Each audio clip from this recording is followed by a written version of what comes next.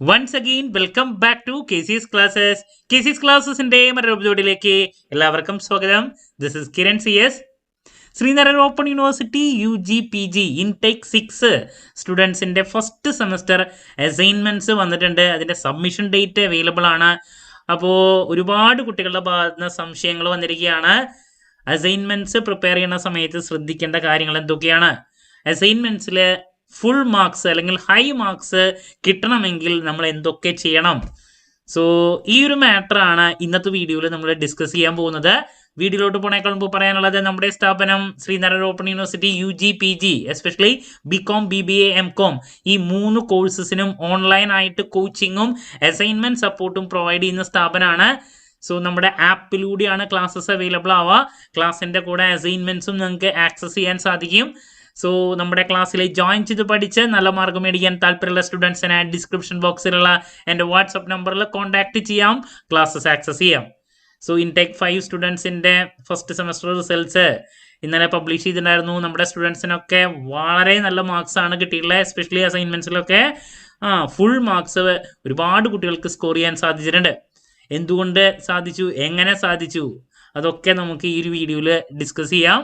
So ഇതാണ് നിങ്ങൾ ശ്രദ്ധിക്കേണ്ട കാര്യങ്ങൾ. ആദ്യം അസൈൻമെന്റ്സ് പ്രിപ്പയർ ചെയ്യുമ്പോൾ ശ്രദ്ധിക്കേണ്ട കാര്യങ്ങൾ എന്തൊക്കെയാണെന്നുള്ള യൂണിവേഴ്സിറ്റിയുടെ റെഗുലേഷൻസിലോട്ട് നമുക്ക് കടക്കാം. ഇതാണ് യൂണിവേഴ്സിറ്റിയുടെ ഭാഗത്തുനിന്ന് തന്നിട്ടുള്ള റെഗുലേഷൻ. നിരന്തര മൂല്യനിർണ്ണയം, പഠിതാക്കൾക്കുള്ള മാർഗനിർദ്ദേശങ്ങൾ. അപ്പോൾ നിങ്ങൾ അസൈൻമെന്റ് പ്രിപ്പയർ ചെയ്യുമ്പോൾ എന്തൊക്കെ ശ്രദ്ധിക്കണം എന്നുള്ളത് ഇതിൽ ഡീറ്റെയിൽഡ് ആയിട്ട് പറഞ്ഞിട്ടുണ്ട്. നമുക്കറിയാം, ടോട്ടൽ 100 മാർക്സിൽ നിങ്ങൾക്ക് 30 മാർക്ക് ഇന്റേണൽ മാർക്സും 70 മാർക്ക് എക്സ്റ്റേണലും ആണ് വരുന്നത്. ഈ 30 മാർക്ക് നിങ്ങൾക്ക് ലഭിക്കണമെങ്കിൽ നിങ്ങൾ 2 അസൈൻമെന്റ് ഒരു സബ്ജക്റ്റിനെ സബ്മിറ്റ് ചെയ്യണം. അതിൽ ഡിസ്ക്രിപ്റ്റീവും അതുപോലെ തന്നെ അനലറ്റിക്കൽ, ഇങ്ങനെ 2 ടൈപ്പാണ് വരുന്നത്. ഡിസ്ക്രിപ്റ്റീവ് എന്ന് പറയുമ്പോൾ ആ സബ്ജക്റ്റിനെ റിലേറ്റ് ചെയ്തിട്ടുള്ള എന്താണ് തിയററ്റിക്കൽ ആയിട്ടുള്ള കാര്യങ്ങളാണ്, തിയററ്റിക്കൽ എക്സ്പ്ലനേഷൻ ആണ് അവിടെ യൂണിവേഴ്സിറ്റി എക്സ്പെക്ട് ചെയ്യുന്നത് സ്റ്റുഡൻസിൻ്റെ ഭാഗത്ത് നിന്ന്. എങ്കിൽ അനലറ്റിക്കലോട്ട് വരുന്ന സമയത്ത് പ്രാക്ടിക്കൽ ആപ്ലിക്കേഷൻ ആണ് അവിടെ അവർ എക്സ്പെക്ട് ചെയ്യുന്നത്. അങ്ങനെ ഈ 2 ടൈപ്പ് അസൈൻമെന്റ്സ് ആണ് ഒരു സബ്ജക്റ്റിന് നിങ്ങൾ സബ്മിറ്റ് ചെയ്യേണ്ടത്. ദെൻ നിങ്ങളുടെ ടോട്ടല് ഈ പറയുന്ന 100-ൽ നിങ്ങൾക്ക് ജയിക്കാൻ വേണ്ടത് 35 മാർക്കാണ്. സോ നിങ്ങൾക്ക് ഇന്റേണലിൽ പരമാവധി സ്കോർ ചെയ്യാൻ സാധിച്ച ടോട്ടൽ മാർക്കിന് അത്രത്തോളം അത് ഹെൽപ്ഫുൾ ആവും. ദെൻ എക്സ്റ്റേണൽ 70-ൽ നിങ്ങൾക്ക് ജയിക്കാൻ 70-ൻ്റെ 30% 21 മാർക്കാണ് മിനിമം വേണ്ടത്. അപ്പോൾ ഈ എക്സ്റ്റേണലും ഇന്റേണലും കൂടിയിട്ടാണ് നിങ്ങളുടെ ടോട്ടൽ സ്കോർ വരാം. അപ്പോൾ ഇങ്ങനെയാണ് നിങ്ങളുടെ മാർക്കുകളുടെ കാര്യങ്ങൾ. അപ്പോൾ ഞാൻ പറഞ്ഞു വരുന്നത്, നിങ്ങളുടെ ഈ ഇന്റേണൽ മാർക്കിന് അസൈൻമെന്റ് സബ്മിഷന് വളരെ ഇമ്പോർട്ടൻസ് ഉണ്ട്. അപ്പോൾ ഇതാണ്, ഓരോ സെമസ്റ്ററിലും ഓരോ കോഴ്സിനായി പഠിതാക്കൾ 2 അസൈൻമെന്റുകൾ വീതം സമർപ്പിക്കണം. അറിയാലോ, 2 സെറ്റ് അസൈൻമെന്റുകൾക്കും വ്യത്യസ്ത അസൈൻമെന്റ് ചോദ്യപേപ്പറുകൾ ഉണ്ടായിരിക്കുന്നതാണ്. നിങ്ങൾക്ക് കിട്ടിയിട്ടുണ്ടായിരിക്കും. ഓരോ സെറ്റ് അസൈൻമെന്റ് ചോദ്യപേപ്പറുകളിലും 5 ചോദ്യങ്ങൾ വീതം ഉണ്ടാകും. പഠിതാക്കൾക്ക് ഓരോ സെറ്റിൽ നിന്നും ഏതെങ്കിലും ഒരു ചോദ്യം തിരഞ്ഞെടുത്ത് ഉത്തരം എഴുതാവുന്നതാണ്. ഓക്കെ. ദെൻ സർവകലാശാലയുടെ നിരന്തര മൂല്യനിർണ്ണയം സംബന്ധിച്ച നിർദ്ദേശങ്ങൾക്കനുസരിച്ചും അസൈൻമെന്റ് ചോദ്യപേപ്പറുകളിൽ നൽകിയിരിക്കുന്ന നിർദ്ദേശങ്ങൾക്കനുസരിച്ചും അസൈൻമെന്റുകൾ തയ്യാറാക്കേണ്ടതാണ്. അവർ പറഞ്ഞിട്ടുള്ള ഗൈഡ് ലൈൻസ് പ്രോപ്പറായിട്ട് ഫോളോ ചെയ്യണമെന്ന്.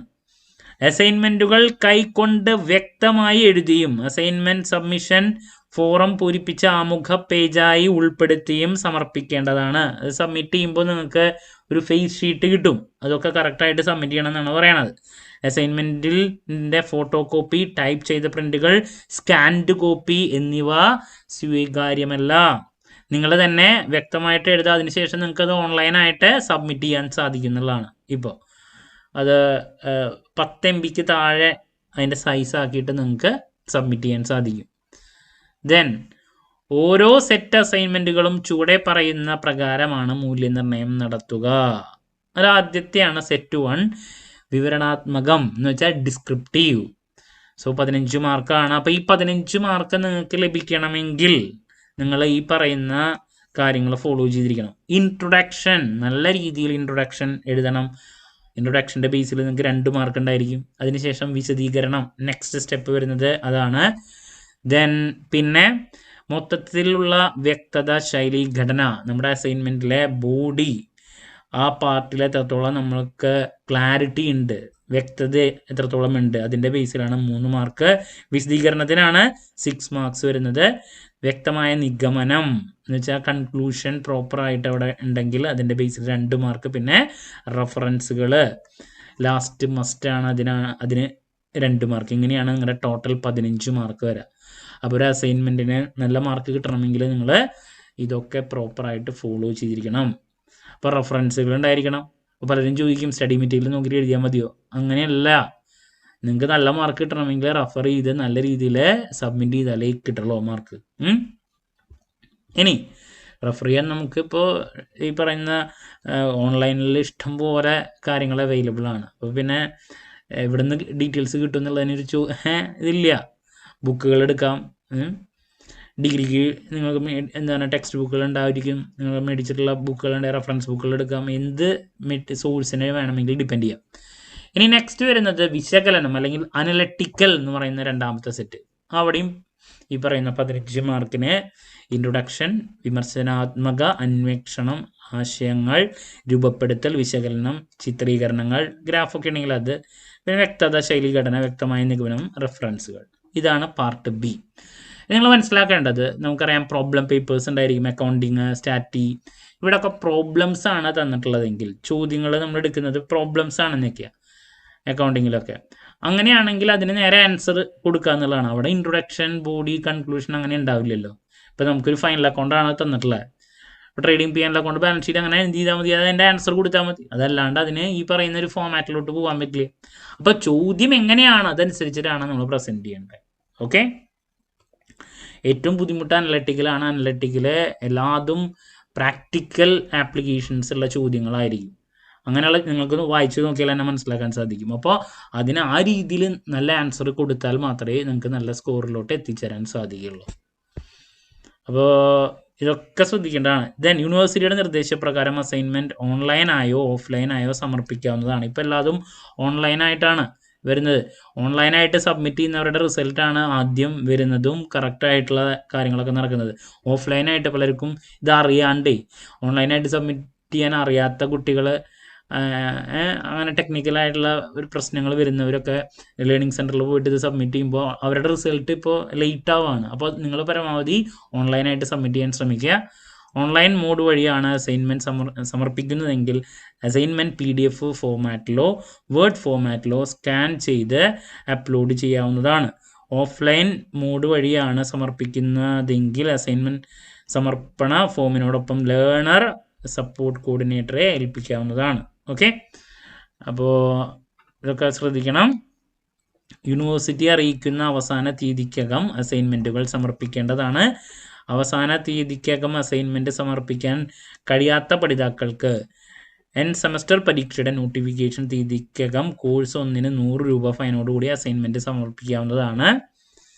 പിന്നെ മുകളിൽ പറഞ്ഞിരിക്കുന്ന തീയതികളിലും സമർപ്പിക്കുവാൻ സാധിക്കാത്ത പഠിതാക്കൾക്ക് പ്രോഗ്രാം കാലയളവിനുള്ളിൽ കോഴ്സ് 1-ന് 250 രൂപ ഫൈനോട് കൂടെ അസൈൻമെൻറ്റ് സമർപ്പിക്കാവുന്നതാണ്. പ്രോഗ്രാം വിജയിക്കുന്നതിന് ഓരോ കോഴ്സിനും ഓരോ സെമസ്റ്ററിലും 2 അസൈൻമെൻറ്റുകൾ വീതം സമർപ്പിക്കേണ്ടത് നിർബന്ധമാണ്. നിങ്ങളിത് സബ്മിറ്റ് ചെയ്തിട്ടില്ലെങ്കിൽ നിങ്ങളുടെ റിസൾട്ട് വരില്ല. പിന്നെ നിങ്ങൾ ലേറ്റ് ആയിട്ടാണ് സബ്മിറ്റ് ചെയ്തിട്ടുള്ളതെങ്കിൽ നിങ്ങൾക്ക് സപ്ലിയുടെ കൂടിയായിരിക്കും റിസൾട്ട് വരാം. അപ്പോൾ അങ്ങനെയൊക്കെ ഒരുപാട് പ്രശ്നങ്ങളുണ്ട്. ദെൻ ഇപ്പോഴത്തെ മെയിൻ സംഭവം എന്ന് പറഞ്ഞാൽ നിങ്ങളത് കൈകൊണ്ട് തന്നെ എഴുതി അതിനെ എന്ത് ചെയ്യുക, ഓൺലൈനായിട്ട് തന്നെ സബ്മിറ്റ് ചെയ്താൽ മാത്രമേ പ്രോപ്പറായിട്ട് ഇപ്പോൾ റിസൾട്ട് വരുന്നുള്ളൂ. അപ്പോൾ അതിന് വേണ്ടിയിട്ട് മാത്രം ട്രൈ ചെയ്യുക. ഓക്കെ. ദെൻ 2 അസൈൻമെൻറ്റുകളും സമർപ്പിക്കാത്ത അത് എന്ത് ചെയ്യുക, PDF ആക്കുക, റിട്ടേൺ ആയിട്ട് നമ്മൾ എഴുതിയതിന് ശേഷം സ്കാൻ ചെയ്ത് സബ്മിറ്റ് ചെയ്യാൻ ശ്രമിക്കുക കേട്ടോ. 2 അസൈൻമെൻറ്റുകളും സമർപ്പിക്കാത്ത പഠിതാക്കളുടെ സെമസ്റ്റർ പരീക്ഷാ ഫലം പ്രസിദ്ധീകരിക്കുന്നതല്ല.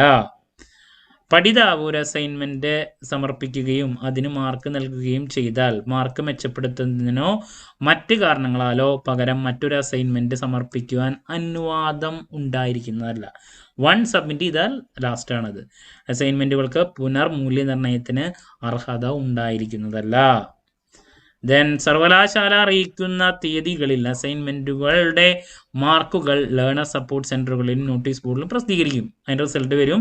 ആദ്യഘട്ടം എന്ന നിലയിൽ ഇത് സംബന്ധിച്ച് പഠിതാക്കളുടെ പരാതികൾ അതാത് അക്കാഡമിക് കൗൺസിലറോട് ബോധിപ്പിക്കേണ്ടതും ദെൻ LSC കോർഡിനേറ്റർ ലേണിംഗ് സപ്പോർട്ടിലുള്ള കോർഡിനേറ്റർ മുമ്പാകെ ഇതിനായി നിശ്ചയിച്ചിരിക്കുന്ന തീയതികളിൽ പരാതി എഴുതി സമർപ്പിക്കേണ്ടതുമാണ്. നിങ്ങൾക്ക് എന്തെങ്കിലും പരാതി ഉണ്ടെങ്കിൽ അവസാന ഘട്ടം എന്ന നിലയിൽ ലേണിംഗ് സപ്പോർട്ട് കോർഡിനേറ്റർക്ക് നൽകിയ പരാതിയിന്മേലുള്ള തീരുമാനം തൃപ്തികരമല്ലെങ്കിൽ പഠിതാക്കൾക്ക് നേരിട്ട് സർവകലാശാല പരീക്ഷാ കൺട്രോളർക്ക് പരാതി കൊടുക്കാം.